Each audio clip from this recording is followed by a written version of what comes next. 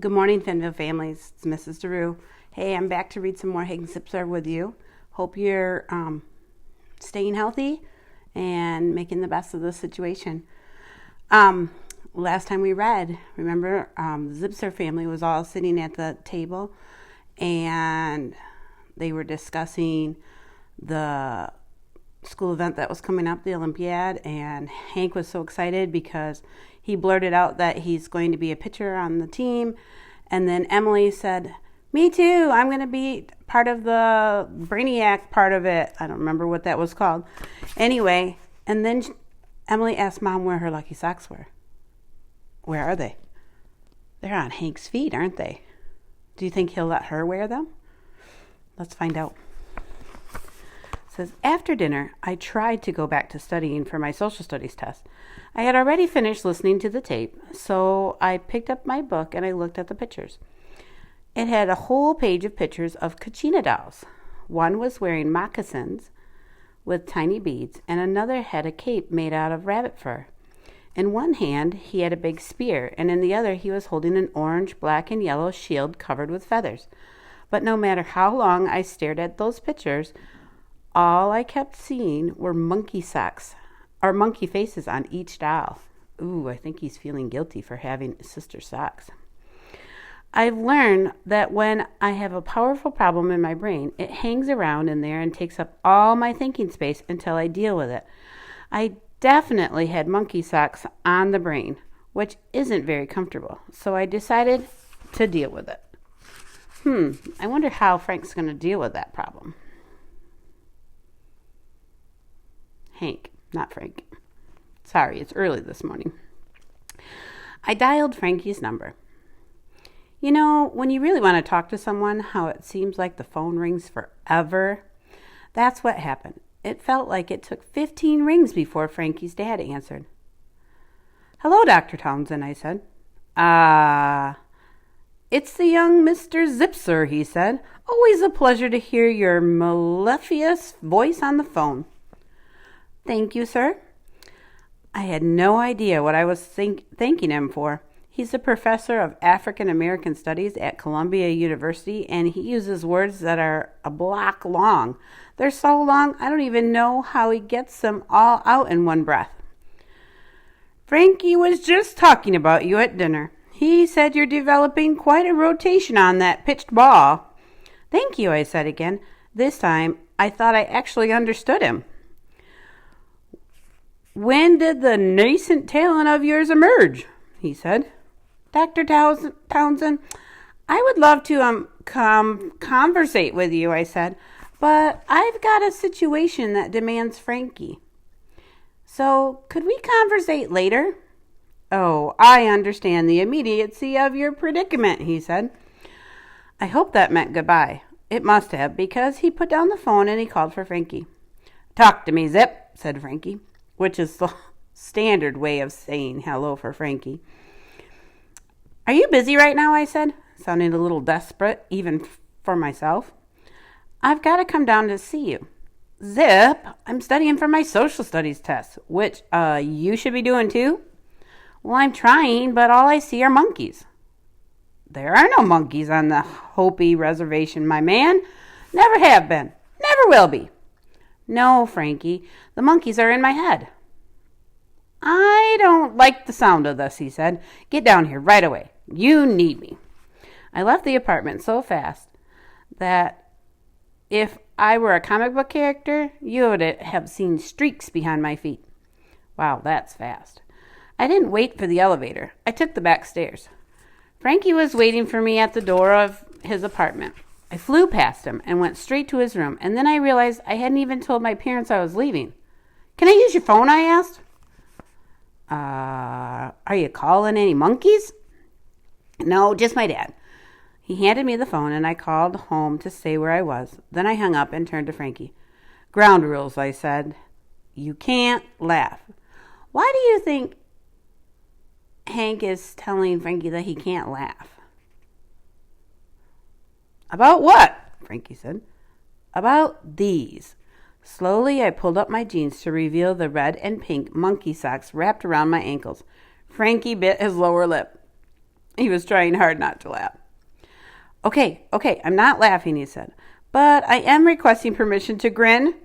You have to admit, Hank, they're funny. Now, here's an important question. Think before you answer. Okay, I said. What are those socks doing on your feet? Well, all my socks were in the washing machine, I began. Actually, they were in the dryer, but they were there because they had just been in the washing machine. Zip, I know how laundry works, said Frankie. Now get to the point. The socks on your feet? Well, Papa Pete was coming to play catch with me, and I had to put something on. My socks were drying, so I grabbed the first socks on top of the laundry basket. I wasn't paying any attention. As usual. And then I threw strikes like I'd never thrown before. Yeah, you were throwing some real heat. That means he was throwing really fast. Then at dinner, Emily says she's got to wear her lucky monkey socks because she's going to be in the Brain Buster at the Olympiad. I nearly choked on my wheatgrass. I kept thinking, what if? But then I thought, no, couldn't be. Couldn't be what? Frankie scratched his head, running his hand over his curly black hair. That these really are lucky socks? They've brought Emily all kinds of luck, and now they're working for me too. Tell me, Frankie, does that sound totally crazy? Well, makes all kinds of sense to me, Frankie said. Listen, Zip, almost every athlete has something that's a lucky charm. Turk Wendell, he used to be on your stinking Mets. Yeah, number 99, what about him? He brushes his teeth and chews licorice between every inning. I didn't know that. Wade Boggs, formerly on your stinking Yankees, then the Devil Rays, now retired. Yep, that guy ate nothing but chicken on game day for his whole career. One slice of pizza, and he would have been hitting like your sister's iguana. Well, what about socks? Does anyone have lucky socks? I hadn't even finished the question before Frankie was on the internet, typing in the words sports superstitions. His computer screen came alive with words as thick as ants. Check this out, Frankie said, pointing to the screen. When the words are that close together and there are so many of them, I can't quite make sense of them. I think I'll never be able to read them, even before I try. Just read it to me, I said. Frankie nodded. He never makes me feel stupid. We've known each other too long for that. There's a million things listed here, Frankie said. Everybody's got some lucky charm that works for him. Here's a guy who's got to wear a Jetson t-shirt under his uniform for every game. Here's another one who sticks a wad of gum under his hat for luck. And look at all these players who don't shave. When you're on a winning streak, don't even think about shaving. I don't, I said. And this guy, Mark the Bird Fidrich, he used to talk to the ball before every pitch. Well, what'd he say? I don't know, Frankie answered. But what are you going to say to the ball? Strike the sucker out? So, Frankie, what you're telling me is that these things actually bring people luck? Do you believe in lucky socks? It's right here, he said, pointing to the screen. I looked down at the red and pink monkey socks. And suddenly, they didn't look stupid anymore. They looked beautiful to me. They were my lucky socks. So, Frankie said, you got your good luck charm, and with me catching for you, we got the yellow team victory locked up. Problem solved, Zipola. Yeah, you're right, I agreed. Problem solved. Over. Finito. We high-fived. Can I go back to studying now, Zip? Yep, as soon as you tell me one thing. What's that? How do I break the news to Emily that her lucky socks are now mine? I don't know about you, but I bet Emily's going to be pretty upset. Do you think Frank's actually going to tell her? Let's kind of read on a little bit to see if we can find out. When I went to bed that night, I hid the monkey socks in my third drawer, right in between my Met sweatshirt and my Spider-Man boxers. Okay, I confess. I was hiding them from Emily. The next morning, all I could think about were those lucky monkey socks. I wanted to keep them more than I ever wanted anything. If I could just have those socks for a couple of days, I could pitch at the Olympiad.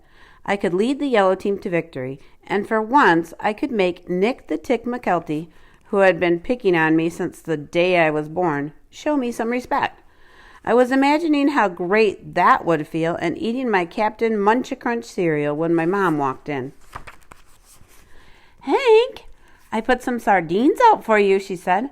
"Why aren't you eating them?" "Ew, because sardines are slimy, smelly, and let's face it, Mom, revolting." Do you know what sardines are? They're little teeny tiny fish that you eat whole. Blue. "But honey, the fatty fish oils are brain food. Think how they will help you on your social studies test." Uh-oh, my social studies test. I'd completely forgotten about it.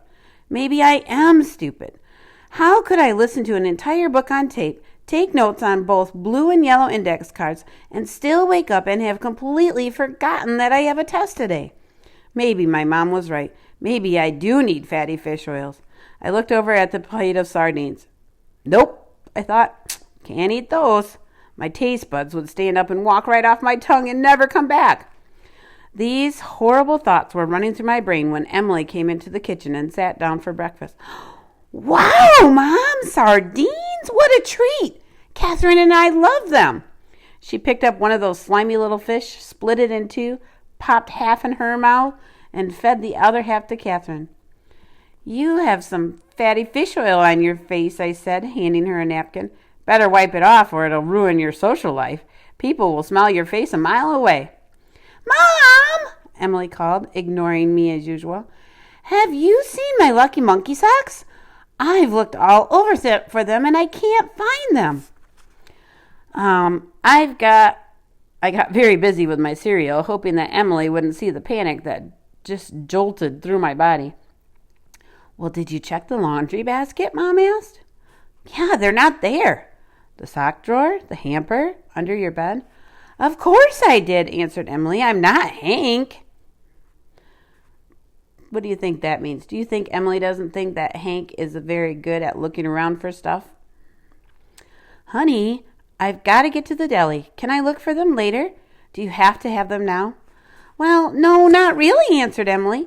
"Today is only the tryouts for the Brainbuster team, and I won't have any trouble making it. But I'll need them tomorrow for the Olympiad. Hank, you haven't seen them, have you?" Uh-oh. What do you think Hank should say? My cereal bubbled in my throat. "Hey, look at the time," I said. "I've got to run." And I did, straight to my room and closed the door. "Breathe, Hank. Think this through," I said to myself. True, they are Emily's socks, and I guess the right thing to do is to give them back to her. On the other hand, she doesn't really need them. She's good at everything. She'll do fine in the Olympiad, whether she has the monkey socks or not. "Hank," my dad called from the living room. "Time to leave. You don't want to be late for your test." My test? Oh no, I forgot again. If the socks have helped Emily get 110% on her math test, then maybe they'd help me out on my social studies test so I could get rid of the D on my report card.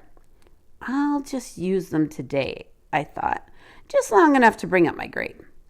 I went to the drawer and pulled the socks from their hiding place. When I slipped them on, I realized they could be seen from under my jeans. This was going to require camouflage. Camouflage is when you put something else on to help blend in. I pulled another pair of plain white socks from my drawer, slid them on my feet, and pulled them up to hide the monkeys. With 2 pairs of socks on, my shoes were so tight I had to loosen the laces to get them on. I grabbed my jacket, left my room, and flew into the living room where my dad was waiting to walk us to school. "Backpack," my dad said. "Right," I answered. A picture just fell off my wall. I flew back into my room and took my backpack from my desk chair. I forget to take it sometimes. Well, actually a lot of times. Okay, every day. As I headed toward the front door, Catherine appeared out of nowhere. She held very still for a split second and appeared to be sniffing the air. Her beady eyes zeroed in on me, on my feet. She must have smelled Emily on my socks because she scurried across the floor and grabbed onto my ankles. "I'm not not kidding. She dug her little claws into my socks and hung on like she was riding a skateboard. Get off me, I whispered to Catherine. I shook my leg really hard, but she hung on. And then what I didn't want to happen happened. Emily noticed. Do you think Emily noticed the socks or just that Catherine was acting strange? Well, that's strange, she said. Catherine usually hates you. Yeah, not as much as I hate her, I said. Now, could you please remove the scaly lettuce eater from my ankles so we can get to school? Only if you lower your voice, Emily said. Kathy gets stressed out from yelling. Yeah, I'm going to use Kathy as a football if you don't unhinge her right now, I growled. Emily bent down to lift Catherine off me. Ooh, your socks are so thick, she said. I was hoping that those monkey socks would stay put under my white socks, right where I had hidden them. Stay, boys. Don't fail me now. I must have said that out loud because Emily stopped what she was doing and looked at me. Did you say something to me? She said. Why would I do that? I answered. It took a lot of work for Emily to get Catherine off me. She had to pry her disgusting little iguana claws out of my socks. There was actually one tiny red thread that attached itself to the third claw on Catherine's right front foot. Or maybe it was her left foot. I'm not good with left and right. And when I saw that red thread, my heart stopped. I could feel sweat starting to drip from my temples. That's right here. But Emily was so busy talking to her drippy baby talk to Catherine that she didn't even notice the red thread. The monkey socks stayed hidden. Phew, that was too close for comfort. Have you ever taken something from your brother or sister that didn't belong to you and that you were worried that you'd get caught about? Your challenge today, I haven't read or looked at the weather yet, but your challenge today is to go take a walk outside or play outside for a little bit if it's not raining. If it's raining, make a blanket fort. Have some fun. It's Friday. See you next week, guys. Bye.